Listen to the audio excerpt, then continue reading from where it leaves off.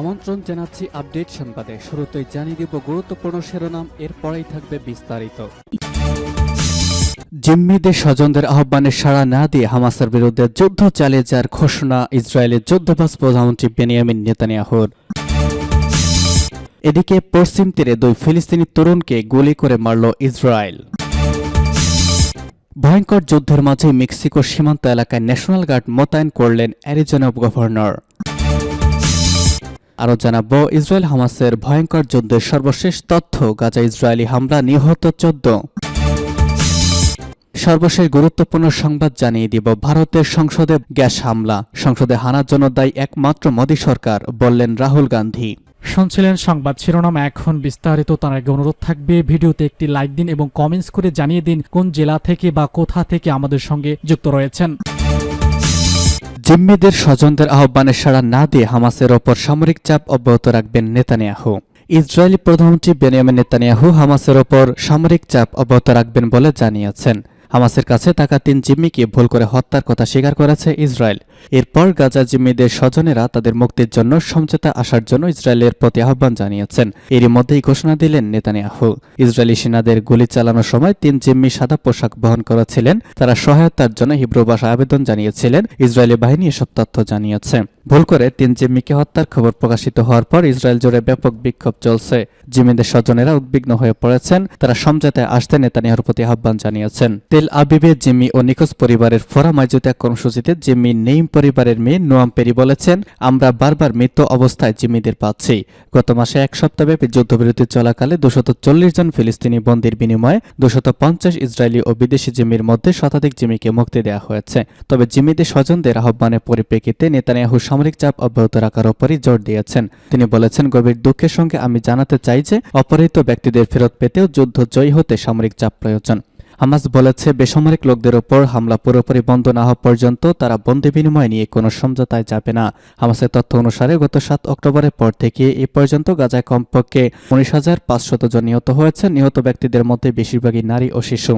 গাজার উত্তরাঞ্চলে সোজাই এলাকায় অভিযানের সময় গুলিতে 3 জন জিম্মি নিহত হওয়ার কথা বিবৃতিতে জানিয়েছে ইসরায়েলি বাহিনী।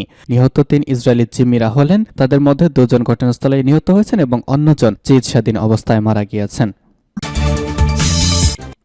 পশ্চিম তীরে 2 ফিলিস্তিনি তরুণকে গুলি করে মারল ইসরায়েল। ফিলিস্তিনি অধিকৃত পশ্চিম তীরে ইসরায়েলি বাহিনী 2 ফিলিস্তিনিকে হত্যা করেছে। নিহত এই 2 ফিলিস্তিনি বয়সের তরুণ। ফিলিস্তিনের অধিকৃত 2 ভূখণ্ডে পৃথক ঘটনায় ইসরায়েলি বাহিনীর গুলিতে প্রাণ হারিয়েছেন তারা। গাজা উপত্যকা হামাসের সঙ্গে যুদ্ধ শুরুর পর থেকে নিয়মিত পশ্চিম তীরের বিভিন্ন শহরে অভিযান চালাচ্ছে ইসরায়েলি প্রতিরক্ষা বাহিনী IDF। গত অক্টোবর থেকে ইসরায়েলের অভিযানে পশ্চিম তীরে নিহতের সংখ্যা প্রায় 300-তে পৌঁছেছে। রবিবার এক প্রতিবেদনে এই তথ্য জানিয়েছে সংবাদ মাধ্যম আল জাজিরা। প্রতিবেদনে বলা হয়েছে, অধিকৃত পশ্চিম তীরে 2টি পৃথক ঘটনায় ইসরায়েলি বাহিনীর হাতে 2 তরুণ ফিলিস্তিনি নিহত হয়েছেন বলে ফিলিস্তিনি স্বাস্থ্য মন্ত্রণালয় জানিয়েছে। নিহত 2 তরুণ হচ্ছেন 20 বছর বয়সী আজিজ আব্দুল রহিম এবং একলাইল এবং 25 বছর বয়সী সালেম নাজের হাজার। ফিলিস্তিনি বার্তা সংস্থা ওয়াফা জানিয়েছে, বেইত ওমা শহরে একলাইলকে পেটে গুলি করে ইসরায়েলি বাহিনী হত্যা করেছে আর হাজরকে তুলকালাম শহরে হত্যা করা হয়েছে। ফিলিস্তিনের স্বাস্থ্য মন্ত্রণালয় জানিয়েছে, হাজরকে তুলকালাম শহরের দেইর আল ঘুশন এলাকায় ইসরায়েলি বাহিনীর সদস্যরা গুলি করেছে।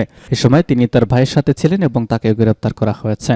আল জাজিরা জানিয়েছে, গত 7 অক্টোবর গাজায় ইসরায়েলি বোমাবর্ষণ শুরু হওয়ার পর অধিকৃত পশ্চিম তীরেও ইসরায়েলি আগ্রাসন বেড়েছে। সবশেষ এই 2 তরুণের মৃত্যুর পর গত 7 অক্টোবর থেকে অধিকৃত এই অঞ্চলে ইসরায়েলি বাহিনীর হাতে নিহত মোট ফিলিস্তিনির সংখ্যা পৌঁছেছে 290 জনে। আর এই চলতি বছরটি গত 18 বছরের মধ্যে সবচেয়ে প্রাণঘাতী বছরে পরিণত হয়েছে। পশ্চিম তীরে নিহতের মধ্যে অন্তত 65 জন শিশু আর আহত হয়েছেন আরও 3,365 জন ফিলিস্তিনি। এছাড়া ইসরায়েলি কর্তৃপক্ষ গত 7 অক্টোবর থেকে অধিকৃত পশ্চিম তীর এবং পূর্ব জেরুজালেমে ফিলিস্তিনিদের বিরুদ্ধে গ্রেপ্তার অভিযান ব্যাপকভাবে জোরদার করেছে। প্যালেস্টাইনিয়ান প্রিজনার্স সোসাইটির মতে গত 2 মাসে 4,500-এর বেশি লোককে আটক করা হয়েছে। একই সঙ্গে ফিলিস্তিনি এবং তাদের সম্পত্তির বিরুদ্ধে ইহুদি বসতি স্থাপনকারীদের আক্রমণ বাড়ছে, যার ফলে অধিকৃত পশ্চিম তীরে উত্তেজনা বেড়েই চলেছে। মেক্সিকো সীমান্ত এলাকায় ন্যাশনাল গার্ড মোতায়েন করলেন অ্যারিজোনা গভর্নর। যুক্তরাষ্ট্রের অ্যারিজোনার ডেমোক্রেটিক গভর্নর ক্যাটি হবস বলেছেন, তিনি অঙ্গরাজ্যটির মেক্সিকো সংলগ্ন সীমান্তে স্থানীয় ন্যাশনাল গার্ড বাহিনীর সেনাদের পাঠাচ্ছেন। তার অভিযোগ, মার্কিন প্রেসিডেন্ট জো বাইডেন সরকার অবৈধ অভিবাসন ঠেকাতে নিজেদের দায়িত্ব পালন করতে রাজি হচ্ছেন না। এজন্য স্থানীয়ভাবে তার নিজেকেই পদক্ষেপ নিতে হচ্ছে। সম্প্রতি অ্যারিজোনা অঙ্গরাজ্যের বড় সীমান্ত পারাপার লুকভিল ক্রসিং বন্ধ করে দেওয়া হয়। ডেমোক্রেট নেতা এবং মার্কিন প্রেসিডেন্ট জো বাইডেনকে ক্রসিংটি খুলে দেওয়ার জন্য সহায়তার আহ্বান জানিয়েছেন। তবে হবসের অভিযোগ, বাইডেন প্রশাসন ত্রুটির সংকেতটি খুলেই দিতে প্রয়োজনীয় সহায়তা দিতে রাজি হননি। এক আদেশটি ক্যাপ্ট হব বলেছেন, আবারও আমাদের সীমান্ত এবং স্থানীয় বাসিন্দাদের নিরাপত্তা নিশ্চিতের দায়িত্ব পালন করতে কেন্দ্রীয় সরকার অস্বীকৃতি জানাচ্ছে। এই নির্বাহী আদেশের মধ্য দিয়ে আমি ঘোষণা দিচ্ছি, কেন্দ্রীয় সরকার যেখানে যে অবস্থা নিবে না সেখানে আমি পদক্ষেপ নিব। ক্যাটি হবসের হিসাব অনুসারে লুকভিল ক্রসিং আবারও চালু, অভিবাসন প্রত্যাশীদের ঢল মোকাবেলা এবং একটি নিরাপদ, সুশৃঙ্খল ও মানবিক সীমান্ত নিশ্চিত করতে অ্যারিজোনার জন্য সরঞ্জাম এবং জনবল প্রয়োজন। গাজা ইসরায়েলি হামলা, নিহত 14। গাজার দুটি বাড়িতে হামলা করেছে ইসরায়েল। এই হামলায় অন্তত 14 জন ফিলিস্তিনি নিহত হয়েছেন এবং আহত হয়েছেন আরও বেশ কয়েকজন। গত 7 অক্টোবর গাজায় বর্বর হামলা শুরু করে ইসরায়েলি বাহিনী। এই হামলা এখনও চলছে। এতে এ পর্যন্ত 18,000 থেকে বেড়ে 19,500 জন ফিলিস্তিনি প্রাণ হারিয়েছেন। আহত হয়েছেন 52,000-এর বেশি ফিলিস্তিনি। এদিকে আল জাজিরার এক সাংবাদিক জানিয়েছেন, গাজার কামাল আদওয়ান হাসপাতালের বাইরে আশ্রয় নেয় ফিলিস্তিনিদের তাঁবু গুড়িয়ে দিয়েছে ইসরায়েলি সেনারা।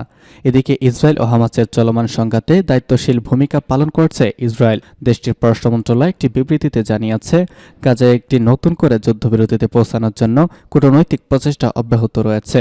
ফিলিস্তিনি পশ্চিম তীরে গ্রেপ্তার অভিযান চালিয়ে যাচ্ছে ইসরায়েল। প্যালেস্টাইনে প্রিজনার্স সোসাইটি জানিয়েছে, ইসরায়েলি বাহিনী পশ্চিম তীরে 16 জন ফিলিস্তিনিকে আটক করেছে। আর হামাস ইসরায়েল সংঘাতের শুরু থেকে ওই এলাকায় এ পর্যন্ত 4,520 জন ফিলিস্তিনিকে আটক করেছে। এবং সর্বশেষ জানিয়ে দিব, সংসদে হানার জন্য দায়ী মোদী সরকার, বললেন রাহুল গান্ধী। সংসদ অধিবেশনে কক্ষে হানার ঘটনায় দায়ী মোদী সরকারই। বিষয়টিতে প্রথমবার মুখ খুলে এমন দাবি করলেন কংগ্রেস নেতা রাহুল গান্ধী। শনিবার রাহুল গান্ধী মন্তব্য করেছেন, দেশে বিদ্যমান বেকারত্বের জন্যই সংসদে নিরাপত্তা লঙ্ঘনের এই ঘটনা ঘটেছে। দিল্লি পুলিশ সূত্রে জানা গেছে সব তথ্য। তাতে কংগ্রেস দলের অনার আসনের সাংসদ রাহুলের অভিযোগের পক্ষে সমর্থন মেলে। পুলিশের ভাষ্য, সংসদে হানা দেওয়ার ঘটনায় অভিযুক্তদের জিজ্ঞাসাবাদ করে জানা গেছে, বেকারত্ব, মণিপুরের সহিংসতা আর কৃষক বিক্ষোভ নিয়ে সরকারের দৃষ্টি আকর্ষণ করতেই তারা রঙের ক্যানিস্টার নিয়ে সংসদে গিয়েছিলেন। সংসদের রং বোমা নিয়ে হানা দেওয়ার ঘটনায় নিরাপত্তা নিয়ে প্রশ্ন তুলে বিক্ষোভ দেখিয়েছেন বিরোধী সাংসদরা। তারা এই ঘটনায় স্বরাষ্ট্রমন্ত্রী অমিত শাহের বিবৃতি দাবি করেছে। রাহুল বলেছেন, মোদীর নীতির জন্য দেশের মানুষ কাজ পাচ্ছে না, সংসদে নিরাপত্তা লঙ্ঘনের জন্য দায়ী বেকারত্ব। রাহুল গান্ধী মূল্যস্ফীতিকেও মুদ্রাস্ফীতিকে অন্যতম কারণ হিসেবে চিহ্নিত করেছেন। সংসদের রং বোমা নিয়ে হানার ঘটনায় নিরাপত্তা নিয়ে প্রশ্ন তুলে কংগ্রেস সহ বিরোধী দলের সংসদের দফায় দফায় বিক্ষোভের জেরে সোমবার পর্যন্ত মুলতবি ঘোষণা করা হয়েছে লোকসভা এবং রাজ্যসভার অধিবেশন। আগামী 22 ডিসেম্বর পর্যন্ত সংসদের বর্তমান শীতকালীন অধিবেশন চলার কথা। রাজনৈতিক পর্যবেক্ষকদের কারো কারো মতে, অমিত শাহের বিবৃতির দাবিতে এবং অধিবেশন থেকে 15 বিরোধী সংসদের সাময়িক বহিষ্কারের জেরে বাকি দিনগুলোতেও সংসদে অশান্তির আশঙ্কা থাকছে। গত 28 মে ঘটা নতুন করে সংসদে ভবনের উদ্বোধন করেছিলেন প্রধানমন্ত্রী নরেন্দ্র মোদী। সেপ্টেম্বরে অধিবেশন শুরু হয়েছিল নতুন ভবনে। তার 3 মাসের মধ্যেই নিরাপত্তায় গুরুতর ঘাটতি দেখা দিল সেখানে। বুধবার 3 স্তরের সুরক্ষা বলয় টপকে 4 বিক্ষোভকারী রঙিন গ্যাসের ক্যানিস্টার নিয়ে সংসদ ভবনের সুরক্ষিত এলাকায় পৌঁছে যান। সূত্র আনন্দবাজার।